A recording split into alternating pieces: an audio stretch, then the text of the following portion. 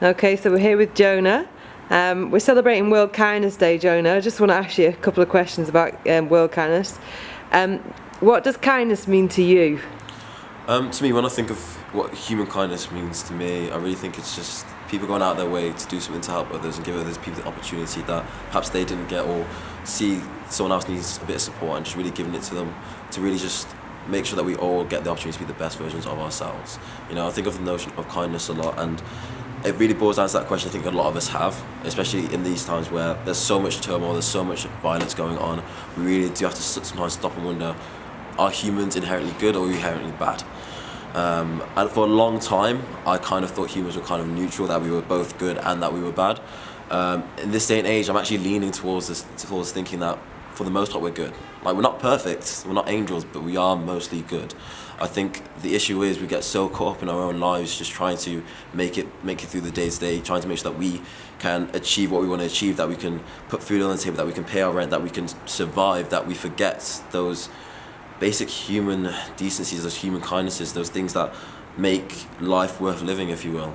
But the very fortunate thing that I've had is, since starting this campaign, where I'm going out my way to do something about homelessness and really try and get people involved, the reaction that we've gotten has just been beyond, is the only word. It's just beyond anything I could ever expect, beyond anything I could ever even dreamed, really. The amount of people who've stepped up to say, I want to get involved, I want to do something, I want to help you in some way because I believe in this. And I think homelessness is perhaps the embodiment of this issue and this sort of duality of being too busy to care. You know, in such a fast-paced world where we have to constantly watch out for ourselves, I think that's where we lose that sense of human kindness sometimes, because we have to go through the day-to-day of just making it, and we forget to stop and really make a difference. And I think that's why so many people, when you have somebody there just on the streets suffering, we learn to ignore it. But I think as time has gone on, we've come to pay more attention to it, and we've decided more people have stopped and really trying to think, what can I do to help this person? What can I do to show them a bit of human kindness? Really give them that hand up instead of a hand out, and just really try and help make a difference for them. Mm-hmm. To me, that's what I think of when I think of human kindness. You know, really people going out of their way to do amazing things for amazing people. Yeah, and Jonah is responsible for the campaign Love for the Streets, which you will be able to catch on 9 Point TV in another interview, so stay tuned for that, where he's going to tell you all about Love for the Streets. Jonah, give me an example of when you've witnessed an act of kindness recently, or in your lifetime, an act of kindness that stands out for you. An act of kindness that stands out for me. That you've witnessed. There's one of these things where it depends where it is you're coming from. You're talking about in my own personal life, acts of kindness I've seen has just been sort of friends going out of the way when I'm low on cash, helping me pay my rent. Friends paying for maybe like my phone bill or something like that. People stopping to help somebody on the street, maybe give them food or whatever the case is there. To me, the thing that always sort of brings me back to sort of why I love Manchester, this is slightly random, but why I love Manchester, is when I first initially got interested, and what sparked my interest in the issue of homelessness was meeting a person called James. He was a person who was homeless, who self-proclaimed heroin addict, etc., etc., but a very, very nice guy. And I think the best thing that I learned speaking to him, one of the best things I learned speaking to him, was that he said, in Manchester, homeless or not, you'll never starve.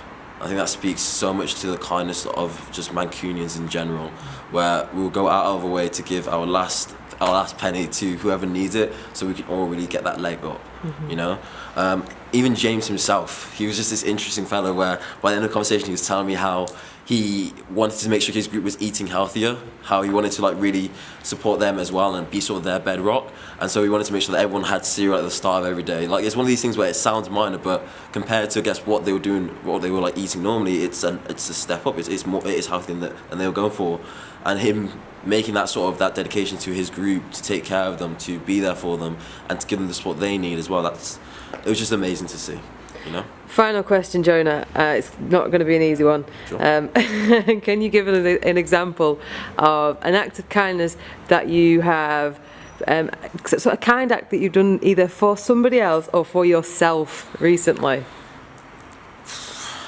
A kind act that I've done for somebody else or for yourself.